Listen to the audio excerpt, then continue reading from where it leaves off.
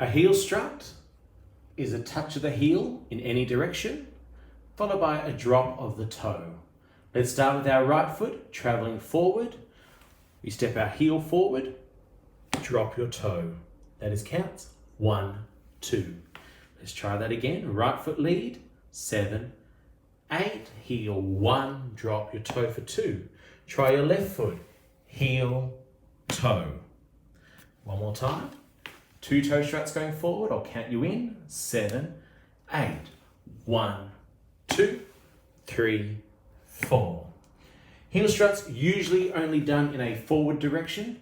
However, sometimes they can be done into a side step and a side step, or they can be done in a bit of a crossover step as well. 1, 2, 3, 4. Heel struts, one more time, going forward in the usual formation. Right heel toe, left heel toe, heel struts.